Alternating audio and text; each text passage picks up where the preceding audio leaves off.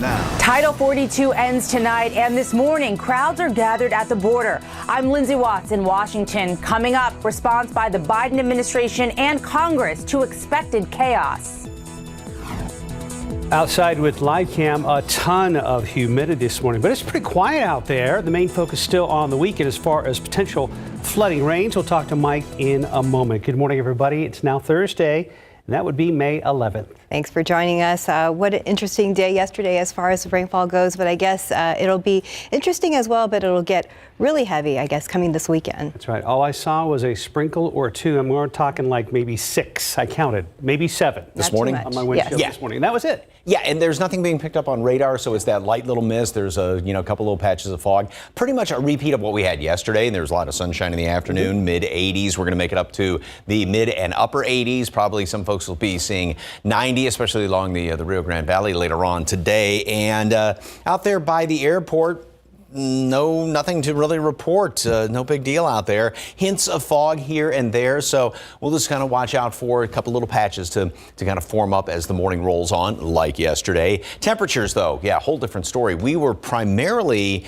in the upper 60s, mid-upper 60s yesterday, and some low 70s. Now it's low to mid 70s all around here, and these numbers have really gone up, like Mark was talking about, the humidity. When you get to 70, yeah, that's a whole bunch of humidity with these dew point temperatures out there, and what that's going to do is a couple things. It feeds potentially heavy rain, and then also makes the atmosphere very volatile, and that's going to be the situation as we go into the next couple of days. Mold yesterday, no real surprise here, well over 14,000, very, very high. And this morning, what you see is what you get. We're going to be staying low 70s. Again, a patch of fog here or there, not widespread. Mist, a little sprinkle, count the drops on your windshield, if at all. Then 87 for a high temperature. Can't rule out a stray shower, just 1 or 2. We're going to have more clouds tomorrow, a few scattered showers here and there around the area. And then tomorrow night is when that heavier rain starts to move in. We're still looking at not only the heavy rain and flooding potential on Saturday, but even some potentially severe storms. We'll talk about that, take a look at the whole weekend. It's going to be a wet weekend coming up in just a couple of minutes. Steph, Mark. Thank you, Mike. The city of San Antonio is moving forward with taking over a local bar. In an email sent by the city, they announced that the Moses Roses hideout on East Houston Street will be taken under eminent domain. They plan on using that space as part of the Alamo Museum and Visitor Center opening in 2026. Now, according to a statement by the city and the Texas General Land Office, they have negotiated with property owner Vincent Cantu, offering more than double the value of his building, that amount being $5.26 million. This morning, crowds of migrants are gathered at the border with Title 42 set to expire later tonight. Pandemic-era policy allowed the U.S. to turn away migrants, citing concerns over COVID. And as ABC's Lindsay Watts reports on the new warnings from the Biden administration this morning. This morning, migrants are crowding at the southern border. In California, volunteers serve sandwiches in San Diego. Behind us, we have migrants who are asylum seekers, some of whom have been here for 6 days, 7 days. In Texas, drone footage shows the lines in El Paso. And in Brownsville, the National Guard in place as Title 42 expires late tonight. President Biden says it's going to be chaotic at the border for a while. Look, the purpose of what we're doing now is making legal immigration more streamlined, illegal immigration shorter term improved, and moving in the direction that people know that there's a legal way to get here and a not a legal way. A new policy by the Biden administration will require migrant families seeking asylum to be subjected to home curfews and GPS monitoring while immigration officials determine whether they should be deported. We are making it very clear that our border is not open, that crossing irregularly is against the law, and that those who are not eligible for relief will be quickly returned. House Republicans expected to vote today on a new bill that would further restrict asylum and build more of the border wall. President Biden says he'll veto the bill if it passes. If you don't like our bill, what's your answer? What's your plan? What are you going to do? Aid workers say while some migrants are aware of Title 42, many are not. They're risking everything to come to the United States because they cannot be in their home country. Another new rule by the Biden administration says migrants must have paperwork filed before they arrive, or they'll have to wait 5 years before applying again. Lindsay Watts, ABC News, Washington. The Biden White House is also allowing the COVID public health emergency to expire today. This comes as COVID-19 weekly cases and hospitalizations are down drastically from previous years. Meanwhile, health officials say COVID-19 was still responsible for about 1,100 weekly deaths in the U.S. at the end of last month. The World Health Organization ended its global health emergency status for COVID-19 last week. The organization's data says there have been more than 765 million confirmed cases worldwide since the pandemic started. Peru's government will allow the extradition to the U.S. of the prime suspect in the unsolved 2005 disappearance of American student Natalie Holloway. Dutch citizen Jorn van der Sloot will face trial for alleged extortion and wire fraud, charges stemming from the Holloway case. Now, Holloway, who lived in suburban Birmingham, Alabama, was 18 when she was last seen during a trip with classmates to Aruba. Her body was never found, and no charges were filed against van der Sloot. In that case, a grand jury in Alabama in 2010 indicted van der Sloot of wire fraud and extortion charges. He is accused of trying to extort $250,000 from Holloway's mother in exchange for information on where her daughter was buried. Space tourism may soon be getting a bit closer to reality. A California startup says it will use a SpaceX rocket to launch what it hopes will be the world's first commercial space station into orbit. Vast is hoping for a launch date as early as August of 2025. It hopes to then sell 4 crewed seats on the first mission to the outpost. Other companies are also working to develop private space stations. Several have the support of NASA, who's looking to replace the aging International Space Station, which has been in orbit for about 23 years. 436, 74 degrees. Up next, how UTSA senior dominated the NCAA San Antonio Golf Regional and when she's playing next. Checking traffic right now, see how things are looking out there in this very early Thursday morning for you early bird commuters. 410 at McCullough, I renamed it. 410 at McCullough is looking really good right now. Looks pretty good out there with live cam, but when you open that door, you will feel the humidity.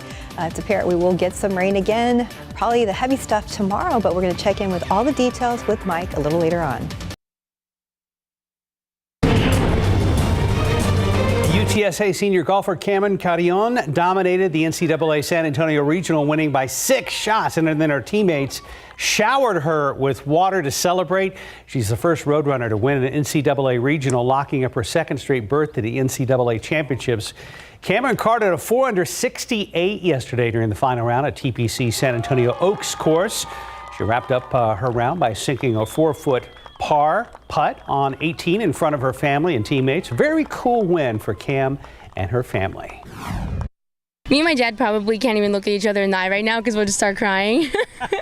He had his sunglasses on, so I know he was feeling it. But no, it means so much. Talk about that course that you're going to be playing during the national championships. It's a mean one. It's tough for sure. I'm glad that I saw it last year and able to, kind of try and get back some of those shots from last time, or just know my way around a little bit better. But that course is tough. But I'm really excited. I feel like my game's at a good spot that I can be more confident, not be as scared over some shots, and just loosen up. And I think that'll help me a lot. You're the champion of this regional. What's that feel like? It feels so good. I feel really happy, and especially happy to do it here. Here's Cam with UTSA women's golf coach Summer Batiste. Ticket punched. Cameron will play in the NCAA National Championships May 19th through the 24th over in Scottsdale, Arizona. Good luck. Congratulations to the South Sound softball team, your 2023 by-district and area-round champs. They'll next face Smithson Valley in the Class 5A regional quarterfinals starting later today in Marion. And the South Sound baseball team will play Smithson Valley the Class 5A area-round. Both series are best of 3. Rangers at the Mariners yesterday. Beautiful shot of Mount Rainier in the background. Top of the third, tied at 1. Nathaniel Lowe comes up with an RBI double to the gap, scoring Robbie Grossman, and the Rangers take a lead for good, 2-1. Seattle tried to come back, but Smith will set them down 1-2-3. Bottom of the ninth, and the Rangers win it by a final score of 4-3. Astros at the Angels for some afternoon baseball. Bottom of the ninth, runner on base, Shohei Ohtani. He takes that ball deep and out of here to right field. 2-run shot. The Angels down 5-4. Moments later, 2 on, 2 down when Ryan Presley gets the batter to ground out. Game over. Astros win it 5-4. Texas League Baseball, Missions and the Hooks split a doubleheader at the Wolf last night. San Antonio won Game 2 with a score of 5-1. And that's a look at morning sports. Not too bad. Time now, 4:42 and 73 degrees for now. It's time to put your bedding to the test. Up next, how to know if you're getting the best quality for your slumber. Up next, a miracle rescue, how an 8-year-old boy survived after getting lost for 2 days while camping in a state park. And welcome back. It's 4:45. An 8-year-old boy who was lost for 2 days while camping in a Michigan state park is sharing how he survived. ABC's Eva Pilgrim has the details in today's GMA First Look. In this morning's GMA First Look, a miracle rescue. We were hoping that he wasn't walking around at night and hunkered down. 8-year-old Nancy Nemi spending 2 full days in a Michigan state park, lost after separating from his family while trying to make his way back to his campsite. My brother came out and there's no cell service out there whatsoever. So they took some time to search for him and couldn't find him. They decided they needed to give up and call for help. That call setting off a frantic search. The state park, some 60,000 acres, almost 300 people helping. It was very difficult terrain out there. It's hilly, it's wet, muddy. There's still spots with snow. And coming up at 7 a.m., we'll hear from Nancy in his own words about the harrowing ordeal. With your GMA First Look, I'm Eva Pilgrim, ABC News, New York. Good, comfortable night's sleep is the best, right? A good mattress is important, but sometimes it's your pillow or sheets that need an upgrade. 12 on your sides, Marilyn Moritz has information to help you snooze better. Waking up sore or tossing and turning, your nightmare could be your pillow. A lot of people pay attention to the mattress, but a mattress and a pillow work in tandem to keep your spine aligned. You're going to need a pillow that bounces back with a quick fluff. This resilience test checks for that. Consumer Report says this Coop Home Goods adjustable pillow is resilient and supports both back and side sleepers. You can add or remove filling to your liking. They also recommend this one from Comfort Revolution for side sleepers. Now the sheets. CR tested sheets made from natural fabrics like cotton and linen, and some made from polyester. Those are usually labeled microfiber. They checked fit, washed and dried them 25 times to check shrinkage, and they tested fiber strength. If you sleep hot, consider breathability. So you're going to get the best sleep from breathable fabrics. So cotton, linen, those fabrics are breathable and will help you sleep more comfortably. For cotton, they recommend these from LL Bean or these Brooklyn and Luxe Core sheets. If you want a crisp sheet, think cotton percale. Sateen sheets are silkier. Synthetic sheets cost less. This mainstay set from Walmart passed the strength and shrink test. Sweet dreams. Marilyn Moritz, KSAT 12 News. Take a look at the roads with TransSky, looking over at Loop 410 in McCullough, where things are looking good at this hour. It's still early, though, and we haven't seen big rain in our area, at least for right now. It's coming, though. It is coming. Yes, it's been a fairly uneventful week, but I'm a little worried about what's coming because the message doesn't sound very good for the weekend. Well, it has not changed really that much in the past couple of days. We're still looking at the heaviest rain to be on Saturday and still some leftover showers. Sunday is a little iffy as to how heavy the rain may be, and that's all dependent upon what happens on Saturday. More on that in a second. Great shot there of that C5 coming on in, and an ode to Top Gun Ghost Rider requesting a sun flyby. Great picture there, Mr. McClellan. Thank you very much for that. All right, this picture is a lot like yesterday. There's the glow around the street lights and a little bit of mist here and there. We have some warm temperatures. These numbers, 74 is actually warmer than what the warmest normal low temperature is in the warmest part of the year, which is first part of August. So yeah, it feels like August out there this morning. And then you factor in the humidity. We've got dew points mostly upper 60s, low 70s around here. So we're getting to the point when you get these numbers about 73, that's almost like fog up your glasses kind of humidity. And everybody's dew points have gone up even compared to this time yesterday. So 10% chance for little bit of a mist sprinkle out there. There are a couple of hints of fog right now. Nothing to really write home about as of yet. A lot of clouds this morning and then more sunshine later on today. Again, a 10% chance for a stray shower to pop up here or there. We are going to make it up to 87. So we'll be just a couple of degrees above the normal high temperature, and you'll feel every bit of that. There's the sunshine today, and then some clouds start to work their way in. We're going to keep a lot of clouds around throughout the day tomorrow. Now, this particular model tries to break them up a little more, but still more than what we've seen the past few days, and 1 or 2 showers out there, a little bit better chance for a shower or two during the day. Then, notice by dinner time, the showers, the heavy downpours start to work their way into portions of the hill country and move their way across in the overnight hours. Switching to a different computer model that goes a little bit further into the future, but the same scenario, late Friday night into Saturday morning, that heavy rain, and that will work its way across the area and kind of sit on top of us throughout much of the day. Most of it is going to be focused over the course of Friday through the weekend in the western half of our area, basically west of I-35, so pretty much the hill country. And then we go into Sunday. Now, this particular model does keep a lot of some of those heavier showers around here. And again, this is a broad brush, so it's not going to be everywhere. Sunday is really dependent upon if the atmosphere can recover, because it is going to get worked over quite a bit with all the rain and the storms on Saturday. So how much rain we see Sunday morning is, again, dependent upon if there is enough recovery time around here, but there will still be some heavier pockets around here on Sunday, and rain's going to be sticking around at the first part of next week.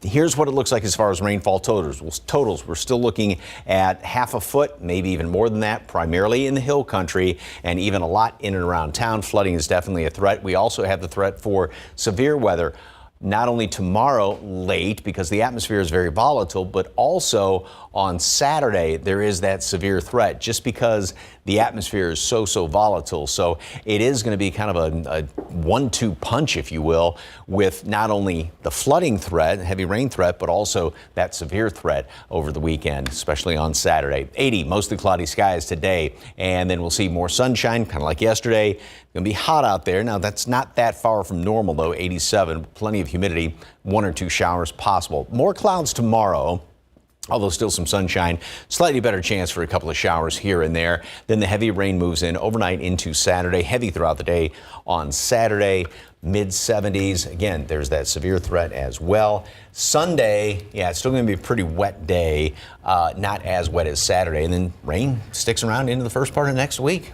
One of our viewers wrote on Facebook, bring on the rain. It'll be beneficial for all of us. Barbecue ribs, potato salad, and watch Netflix. Let's just hope, Lupe, that your power hangs in there Saturday so we all have something to watch while we're stuck inside, right? Hey, Lupe, how much of that are you making? Right, I know. Just asking for a friend. Is there enough for 3 or 4 more? Yeah, that would be nice. Thank you, Mike. 452, 73 degrees. Up next, what the Beatles and Britney Spears now have in common, plus which shows are not being affected by the Hollywood writers' strike. Some shows are not being affected by the writer's strike, plus the Beatles are still celebrating milestones. For the latest on what's happening in Hollywood, here's ABC's Jason Nathanson. As the writer's strike continues to shut down more and more of Hollywood, It's Always Sunny in Philadelphia writer and star Glenn Howerton tells me the upcoming season of his FX comedy won't be affected, though he says he's very lucky to be in the position he's in, as most writers are struggling. I don't know if people really understand how difficult it is for some writers to go on strike like this. You're taking yourself out of the workforce and putting yourself into more debt in order to fight for something you believe in. Season 16 of It's Always Sunny in Philadelphia debuts June 7th, and Howerton's movie Blackberry is out this weekend in limited release. Here comes the sun, here comes the sun, I say it's alright. It's the first billion-stream song for The Beatles, the band's 1969 hit Here Comes the Sun, the first Fab Four track to hit the milestone. It did it on Spotify, and it's the only track from before the 70s to hit 1 billion streams so far.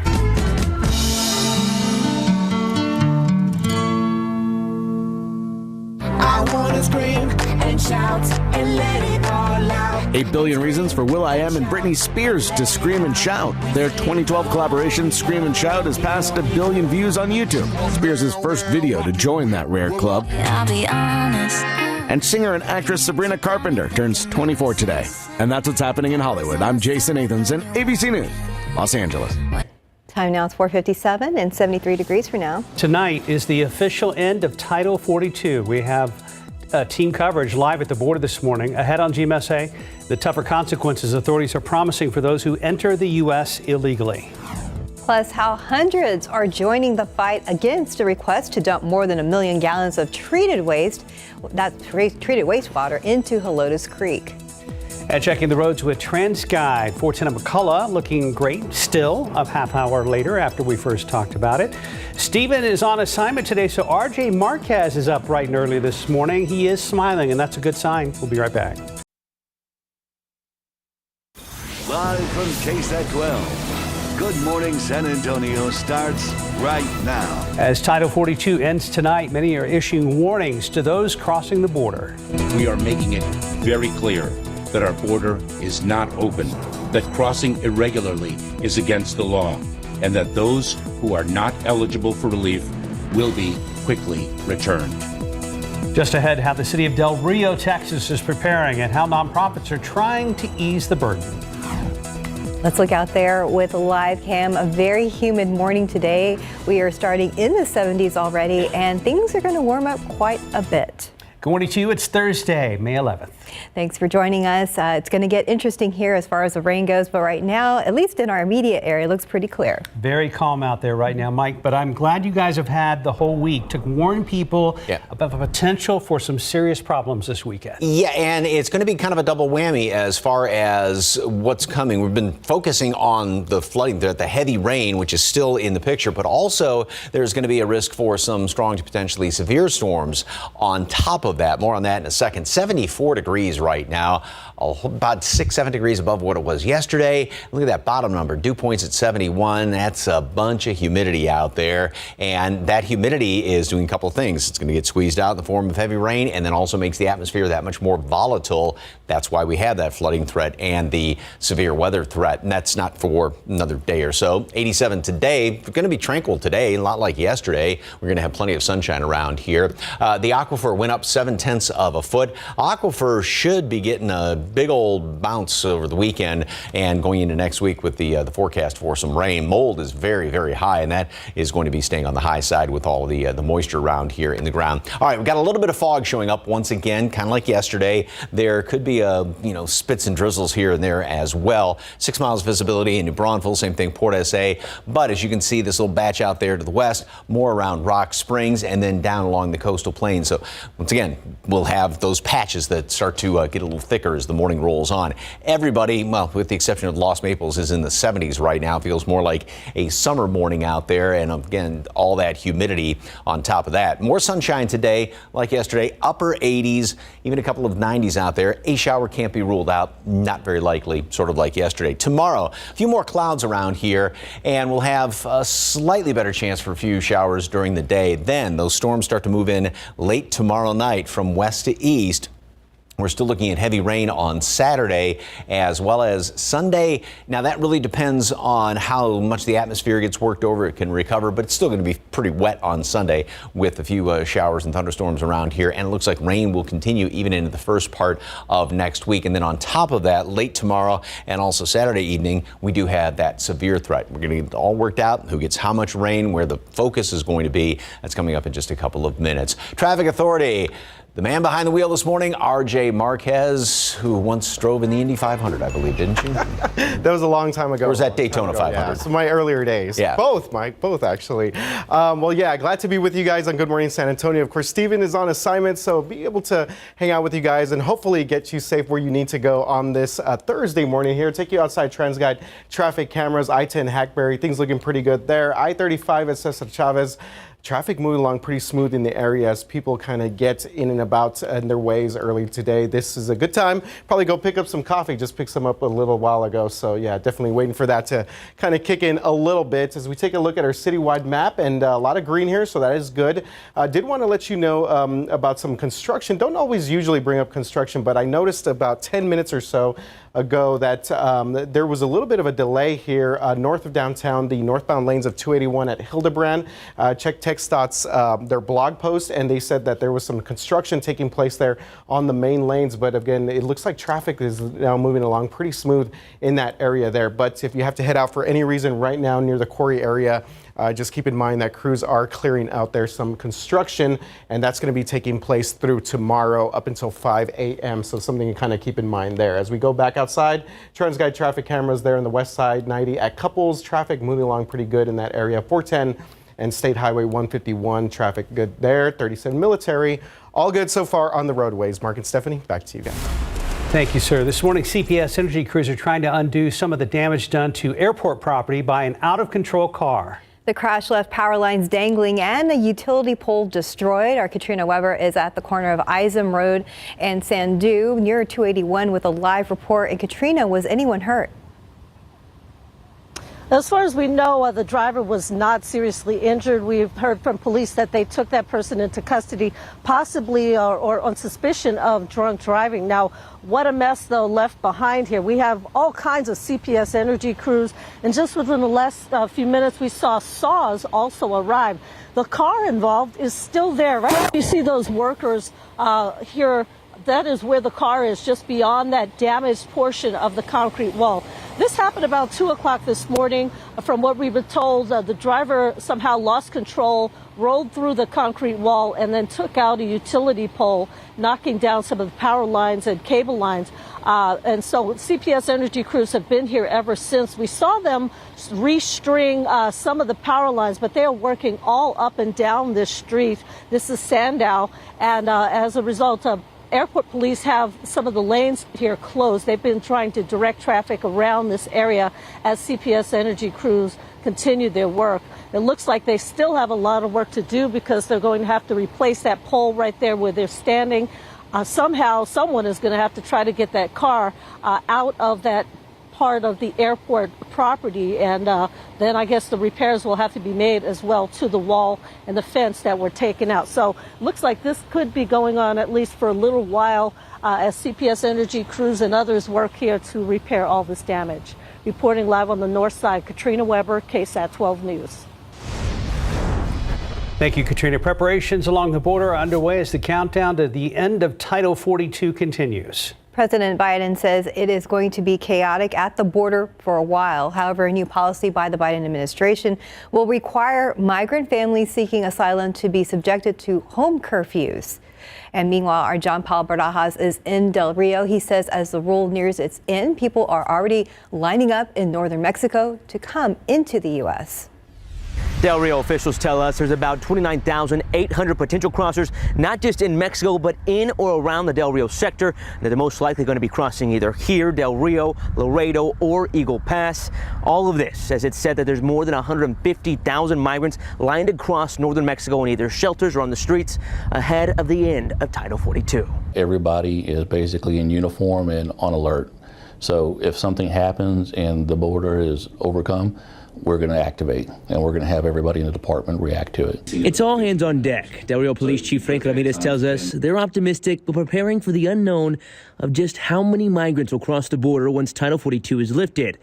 Currently, the leading nonprofit in Del Rio, Border Humanitarian Coalition, says they see around 300 migrants. Our capacity right now is in the 700 range per day. Director of Operations Tiffany Burrow asked not to be on camera.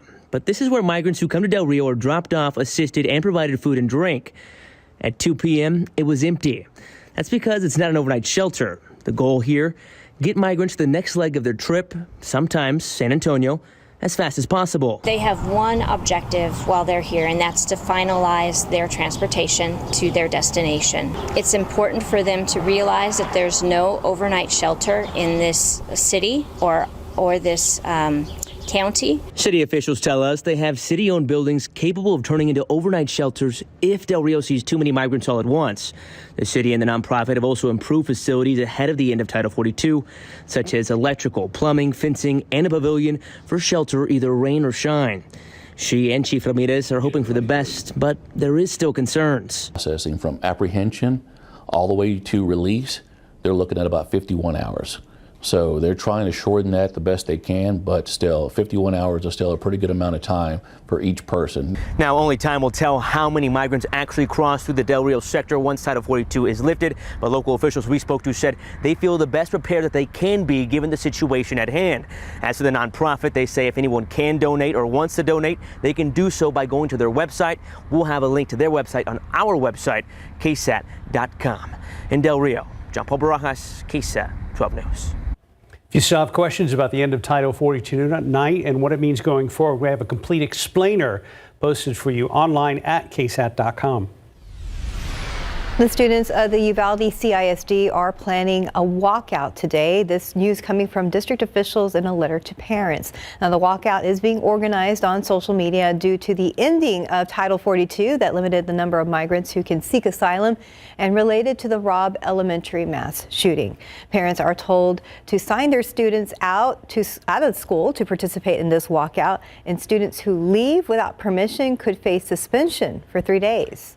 Back here in San Antonio, more school districts are doing away with backpacks, citing safety as the reason why. Harlandale ISD and South San ISD will no longer allow students to have bags on school campuses.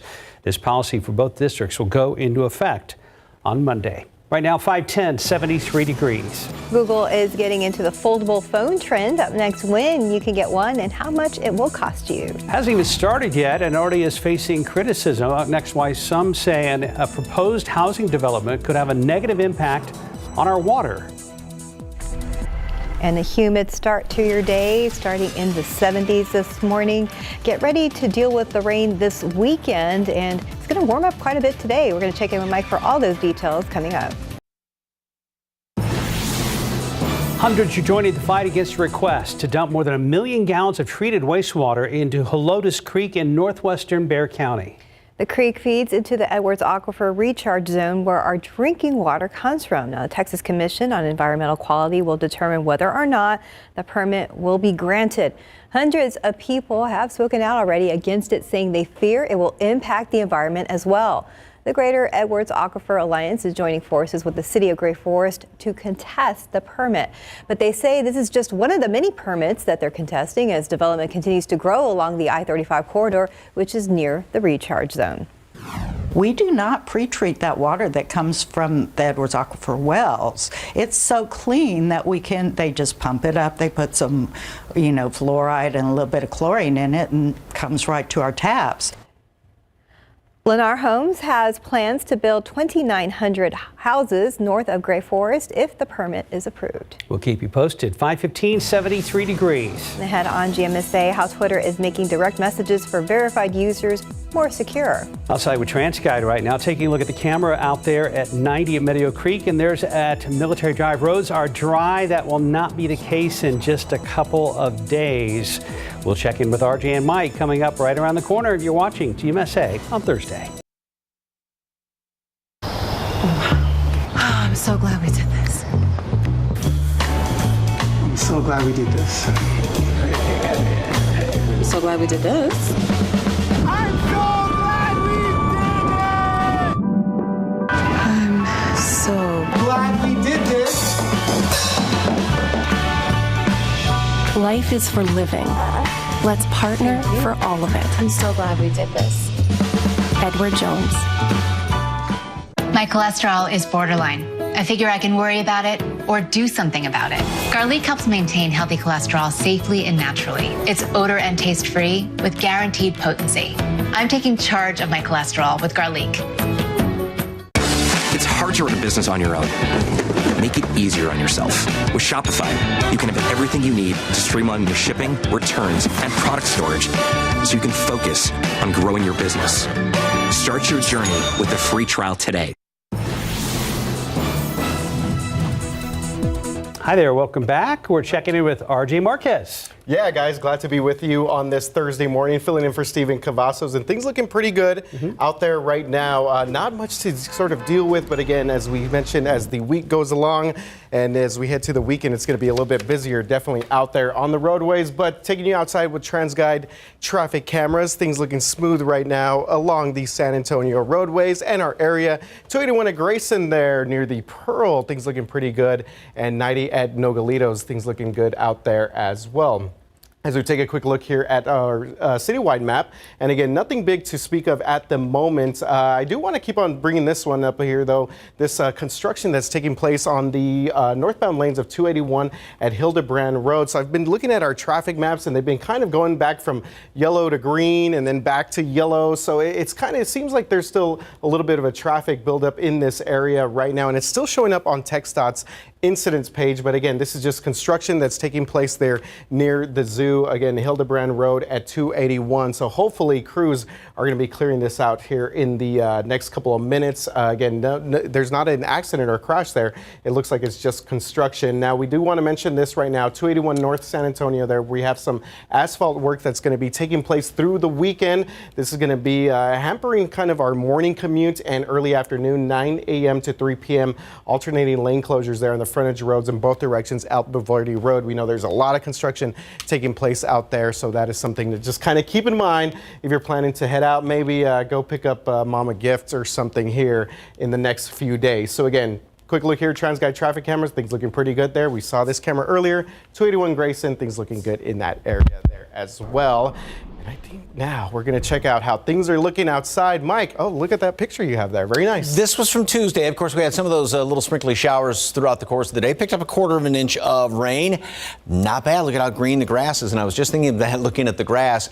If, I had to cut mine less than a week ago, and it already could use another trim. If you have to get out and maybe cut the grass and you want to before all the heavy rain hits, do it today or tomorrow in between some of those showers, because you're not really going to have an opportunity. And we're still looking at some more rain to go in through about the first half of next week. So won't really get a good opportunity for even the lawn to dry out to cut it. And then it's going to be, you don't do it now, you're going to have to get out there with a sickle to try and cut it. We've got a lot of just kind of that hazy look out there right now. Hints of fog here and there, not too bad in and around the metropolitan area. You might run into a sprinkle or two. Rock Springs, 3 miles visibility. So that appears to be some of the thickest as of right now, and then down there along the coastal plain as well.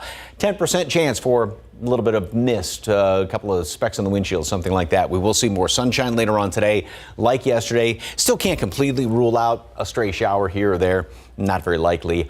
Mid to upper 80s, just a few degrees above normal, plenty of humidity. All right, here is a different computer model than the last half hour. It's got a couple of showers, 1 or 2 of them here and there, and then we'll start to see more sunshine mixed in with some of the clouds later on today. Tomorrow, plenty of clouds around here, couple little stray showers throughout the day. I think we have a slightly better chance for a stray shower or two, and then by dinner time, early evening, here comes the rain moving on in here and works its way in through the hill country. And this is going to be late tomorrow night in through the early morning hours of Saturday, working its way across here, and then more of those showers and thunderstorms developing. And also a different long-range computer model, same solution going into Saturday with some of that heavy rain parked around the area. This one, however, is not as bullish with the rain early on Sunday morning. It's maybe taking into account that the atmosphere could get worked over on Saturday. I wouldn't take that one really to heart as far as no rain around here on Sunday. We will have showers around on Sunday, but maybe not quite as heavy with that one computer model. Half a foot or even more than that, primarily focused on the hill country, and we'll still get a couple of inches of rain around here. Severe threat tomorrow, late tomorrow, as well as on Saturday. So not only do we have, usually you have one or the other, either, localized heavy downpours with strong storms, but this is going to be widespread heavy rain and that severe threat because the atmosphere not only is ripe with moisture, but also it's very, very volatile. And so that's why we might even see some hail mixed in and some strong winds along with those heavy downpours. 80 today at noon, mostly cloudy skies, high temperature 87. Can't rule out a shower, not very likely though. Plenty of humidity today, and the humidity sticks around. We'll have more clouds tomorrow. Still, it's going to be seasonably hot, mid 80s, and then those storms start to work their way in here tomorrow night through the day on Saturday. Saturday is going to be the wettest day. Still some showers and storms around on Sunday. How heavy is still dependent. That's not written in stone yet, but we will have more showers around here to start off the first of next week. So, like I said. And I know folks that have lived here a long time have post-traumatic storm disorder from the flood of '98 Right. and some of the other ones, but that was over many, many days versus a really intense day on Saturday, right? Well, I mean, '98 was a different situation. When we had that, it was in the fall, we had that front lying on top of us, and it was just basically a huge pipe that was pumping in moisture from the Pacific Ocean. There will be some areas with some flooding. I mean, you get 3-4 inches of rain or more than that in the course of 12 hours or so. That's going to cause some flooding in parts of the hill country. So yeah, you do definitely want to be on the lookout for that, the usual low water crossings and everything. Saturday's going to be a wet day. All right, we'll be on the lookout. Thank you, Mike. 525, 73 degrees. And coming up, we're going to show you Roku's new smart home security system and everything that comes with it. In today's Tech Bites, new mobile gadgets from Google. Google says its Pixel Fold is the thinnest foldable on the market, and it runs $1,800. Also available, the $450 Pixel 7a mid-range phone and a new Pixel tablet display costing about $500. Twitter is launching encrypted DMs behind a paywall. Only verified users, a verified organization, or one of its affiliates can send an encrypted DM. And there are several stipulations for being able to receive one of them. Encrypted DMs are available for free on several other platforms. And Roku is offering a smart home security system that will send surveillance video to your TV. The $99 expandable system includes a keypad and a hub along with window, door, and motion sensors. Customers can self-monitor their homes through the app or pay for 24/7 professional monitoring. Those are your Tech Bites. Have a great day. Time now is 5:28 and 73 degrees for now. It's officially the end of COVID-19, kind of. Up next, what the end of the COVID public health emergency means for patients and healthcare providers. And are you ready for a new Starbucks drink? Well, you're in luck because we have two to tell you about just ahead. Making headlines this morning, today officially marks the end of the COVID-19 public health emergency. There's no reason anyone should die of this disease anymore. We have the technology to prevent that from happening. And just ahead, why some are still being impacted by the illness 3 years later.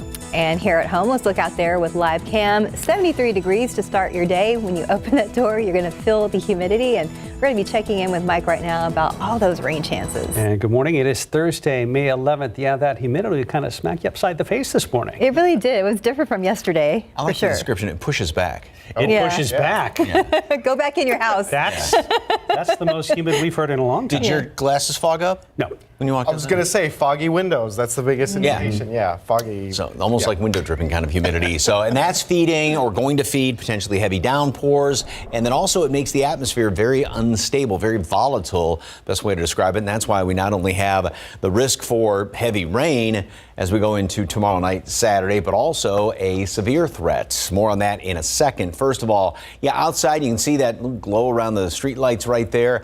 This picture's fairly tranquil, nothing going on. There's nothing showing up on radar right now. Mark said he saw a couple little spits and drizzles on the windshield this morning. You may run into a little mist and or a sprinkle here or there. 74 degrees. That's where the normal low temperature is early August. The warmest period of the year, the highest, warmest normal low temperature. So yes, it does feel like summer out there this morning. And there's the dew points well up into the 70s right now. Visibility 5 miles New Braunfels, 6 Port SA. Nothing too thick in the metropolitan area. Rock Springs has got a nice chunk of fog going on, as well as down here along the coastal plain. And as is always the case, it's going to get thicker in patches as we approach the sunrise. So just keep that in mind as you're heading out this morning. And temperatures, everybody with one exception over there, Lost Maples is well up into the 70s. And yeah, you've got these dew points getting into the 73 degree range at Poteet, Pleasanton, Randolph.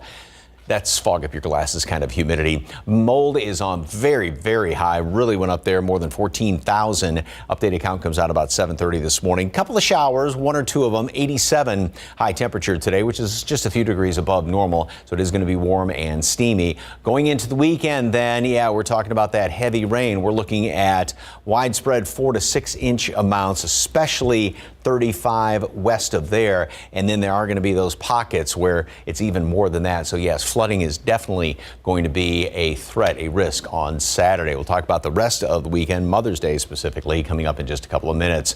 All right, RJ, any problems out there? No, Mike, things looking pretty good out there. So this would be a great time. Maybe go get a little bit of breakfast or some coffee if you have to head out to work, or maybe take the kiddos to school here in just a little bit as we take you outside. TransGuide traffic cameras, 281 Hildebrand. This is what we're talking about, where we had a little bit of construction there earlier, but traffic is getting through that area as we continue to cycle through our cameras here. I-10 and Hackberry, things looking good in that area. And then 35 SS of Chavez near the downtown area, things looking pretty good as people make their way in and about town on this Thursday morning. And the maps will kind of reflect what we're seeing out there on our cameras. Again, a lot of green on our screen here. This is good. We do expect for some traffic to build up as we get through our early morning commutes. But for right now, this is a good time to head out if you need to. Our inbound times, things looking really good there. Seguin to downtown, 29 minutes. Lavernia to downtown, 33 minutes. And Floresville to downtown, about half an hour there as well. So as we take you back outside, 281 San Pedro on the north side, traffic moving along pretty smooth in this area. We will continue to follow the very latest on the roadways and give you any updates as they become available to us. Mark and Stephanie, back to you guys. Thank you, sir. This morning, a driver may have to pay in more ways than one for damage done to an airport property. San Antonio police believe he was intoxicated when he crashed through a wall and took down some power lines overnight. Katrina Weber is live at the corner of Isom Road and Sandow. We understand there is a big mess to clean up, Katrina.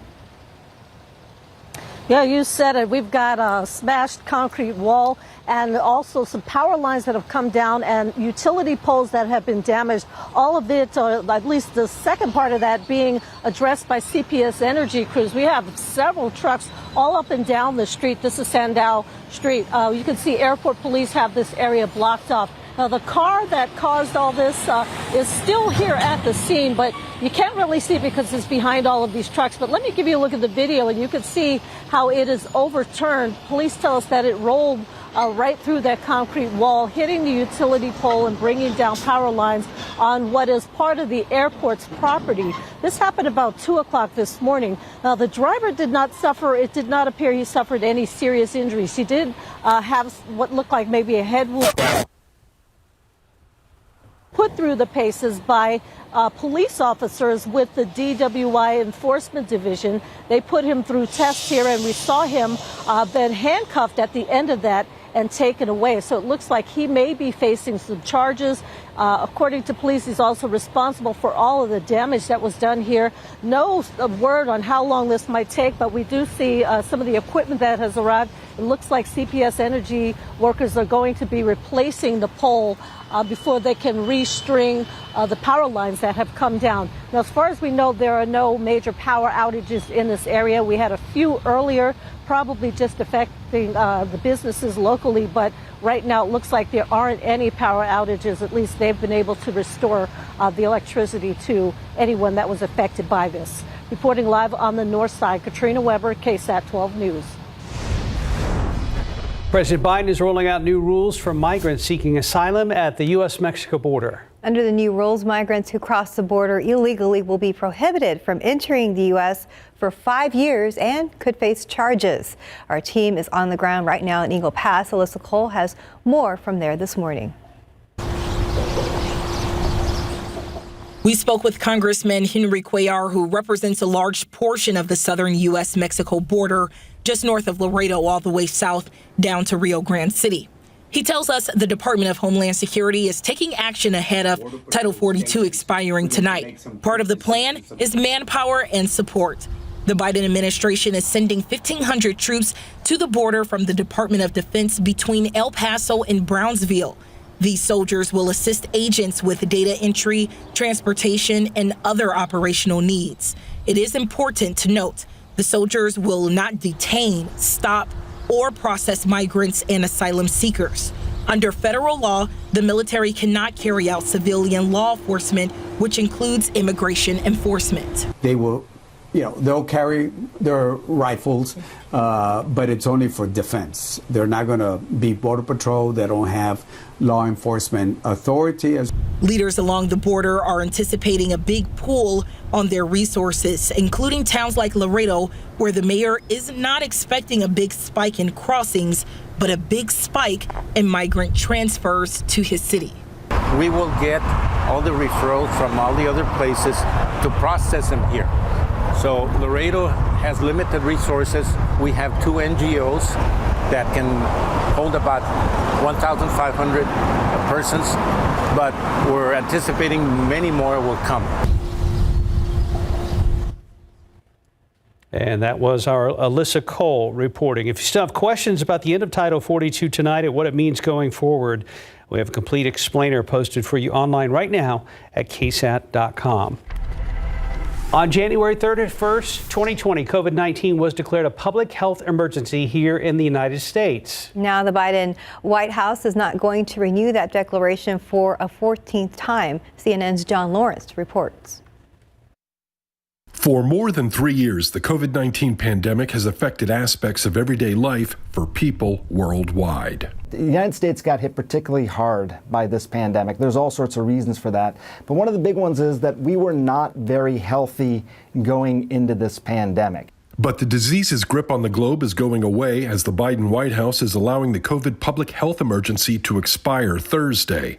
This comes as COVID-19 weekly cases and hospitalizations are down drastically from previous years. I think for some people, this is going to seem very arbitrary and accelerated, that the emergency part of this pandemic is coming to an end. For other people, they're going to say, hey, look, months ago, maybe even a year ago, I was sort of through this.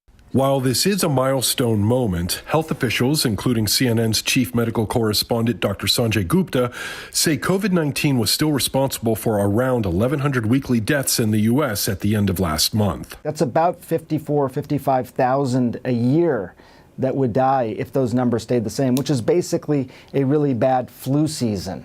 We could do better, but that's where we are right now. But Gupta says the U.S., and the world for that matter, has tools to fight the virus. There's no reason anyone should die of this disease anymore. We have the technology to prevent that from happening. I'm John Lawrence reporting. A new government report says cyber attacks on U.S. hospitals are now the single largest threat to our healthcare system. Those attacks have doubled over the past 5 years. These attacks no longer just about hackers stealing data. Experts say hospital networks are ripe targets because they often are more vulnerable than other companies, and because hospitals are more likely to pay a ransom. The report also finds nearly all hospitals, 96%, are operating with critical systems or software programs that have known vulnerabilities, but only 53% have a plan to fix those issues. It could be a big breakthrough for people with peanut allergies. Researchers with DBV technology said an experimental skin patch to treat peanut allergies is showing some promise. Scientists tested the Via Skin peanut patch on more than 350 toddlers, and that patch features the equivalent of 1/1000th of a peanut. Now, after a year, 2/3 of the children with a less sensitive peanut allergy could safely tolerate eating the equivalent of 3 or 4 peanuts. Children who were even more sensitive could tolerate the equivalent of consuming 1 peanut. 542, 73 degrees. Etsy is saying I do to wedding registries. Up next, when you can start requesting specialty items just in time for your big day. Need a sugar rush? We'll tell you about Starbucks' 2 new drinks coming soon. Let's look out there with live cam. Again, a humid start to your day, but be prepared for some big rain, maybe starting tomorrow, but for sure this weekend. Mike has all of those details coming up. And welcome back. It's 5:45 in your morning consumer headlines. Etsy is launching its own wedding registry. It's online now, and you can select registry items from the online marketplace's vast offerings of handmade and vintage items. And the registry will also provide couples with a personalization service for marriage-related goods such as wedding decor and bridal party items. Etsy's bid to become a large player in the wedding market comes after previous wedding registry giants either scaled back offerings for newlyweds or shut down entirely. That includes Bed Bath & Beyond. Etsy gained 7 million new customers in its last quarter and has 90 million active shoppers in total on its marketplace. Launching a wedding registry could help it continue to boost that number. All right, staff, take notes. Starbucks introducing 2 new drinks on their summer menu. The Chocolate Java Mint Frappuccino is a frothy beverage made in a blender with coffee, sweet chocolate, mint flavor, and chocolate chips. The second drink is a mouthful. Are you ready? Okay. White chocolate, macadamia, cream, cold brew. Both drinks are offered for a limited time. I'd try both. They look amazing. I'm scared to look at the calories. No, you don't. No, we don't. We don't do look. that. I thought we agreed we were going to do that. It doesn't count in the morning, right? Because we burn them off during the day. Right. Yeah. Absolutely. 547, 73 degrees. Let's go ahead and look out there with TransSky looking over at Highway 281 at San Pedro, where things are moving. And RJ Marcus is keeping an eye on things this morning, and we'll be checking in with him later on. Welcome back to Good Morning San Antonio on your Thursday morning, taking you outside with TransGuide traffic cameras and things looking pretty good throughout most of the city of San Antonio right now. Loop 410 there at Perrin-Bite on the northeast side, things looking good. 281 Loop 410, always a very busy area, but traffic moving along smoothly in that area as we make our way out on your Thursday morning. Our citywide maps showing pretty good amount of green here on your screen, so nothing major to speak of. We do have our first stall to report of the Thursday morning here, and this is on the westbound lanes at US 90 at Gunsmoke Drive. So this is around the Lackland area, so keep caution if you're headed out into this area. Again, the westbound lanes of US 90 at Gunsmoke Drive does not appear to be causing any sort of major traffic delays or issues right now, but something to kind of keep in mind as you head out before our 6 o'clock hour here on Good Morning San Antonio. And we're going to see if we could maybe find this here, this one there at 90 at Gunsmoke. You can see right there from our cameras there at 90 at Military. There was a little bit of police activity out there earlier, but it appears to have been cleared out. So that is good news. We'll continue to follow the very latest on the roadways as you guys make your way out. But again, things looking pretty good. Just keep that one in mind. 90 westbound lanes at Gunsmoke. A little bit of activity there this morning. Thank you, RJ. A couple of our viewers, Mike and Diana, wrote on Facebook, why can't we ever just get the right amount of water? It's either none or a flood. Much. None or a flood. Kind of works that way. That does seem like it is the case. Now, we've had earlier the past few weeks decent amounts of rain here and there. Some But that's came been stretched out over weeks. Right. And, a few showers here and there. But yeah, this is just one of those situations where fortunately, unfortunately, we're getting way too much rain. All right. All the experts say stay hydrated if you're outside, especially if you're very, very busy. Get it? Busy as a bee. That's cute. All right, thank you very much. Hey, Javon, thank you for the KSAT Connect picture. And remember, if you see the bees hanging around there, just leave them alone because they have to pollinate all the flowers and everything. All right, it looks kind of hazy out there with all the humidity, the glow around the street lights. We do have hints of fog here and there around New Braunfels, Gonzales, down along the coastal plain out there in portions of the hill country. Not anything too thick as of right now. You may run into a sprinkle this morning, just one or two of them out there. So there's that 10% chance. Temperatures are going to be staying in the low to mid 70s and plenty of clouds all morning long. Then we will make it up to 80 at noon, start to see more sunshine. And like yesterday, there's going to be a fair amount of sunshine out there. A stray shower is possible, not likely, just one or two. 87 high temperature today. All right, once again, the computer model, a couple little sprinkles, here and there. We will see clouds kind of thin out as the day rolls on. Still some hanging around here, and as far as rain chances, really nothing out there. Tomorrow, plenty of clouds starting off again in the morning, and I think we keep a fair amount of clouds throughout the day. A few showers here and there, and then by the evening hours, there's the batch of rain that is developing and the heavy downpours working their way through the hill country into tomorrow night and then early on Saturday morning. And notice how then another area of rain develops out there in parts of the hill country. This first one moves on through.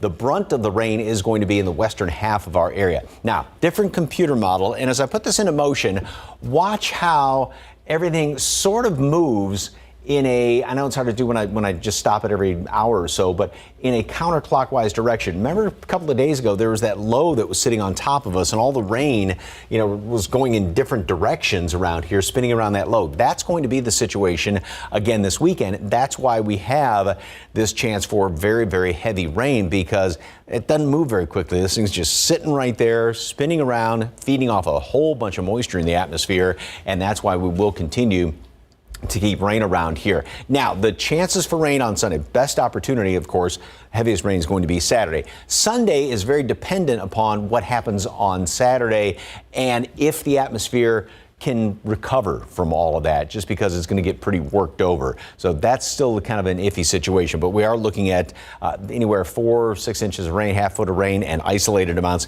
heavier amounts in portions of the hill country. And then there's also a severe threat, not only Friday, but also Saturday. 80 at noon today, and then a high temperature up to 87. And then we go into tomorrow, more showers. The heavy rain moves in late tomorrow night, overnight Saturday. The heaviest rain, still wet Sunday into the first of next week. We'll be back. Good morning. Coming up here on GMA on a Thursday, we are starting with Title 42, that pandemic-era border policy set to expire at midnight. We are live on the Mexican side of the border with the latest on the new rules also for asylum seekers. And then Congressman George Santos pleading not guilty to wire fraud, money laundering, and theft of public funds, as at least a dozen House Republicans say he should step down. And I'm here at the American Museum of Natural History. They have a brand new wing, and I'm going to bring you right inside. That and so much more on GMA. Real quick, let's check on the morning commute out there. Checking TransGuide at I-37 and Hackmere. No problems, 410 at Parambital. We have an update on that forecast you need to see coming up after this break.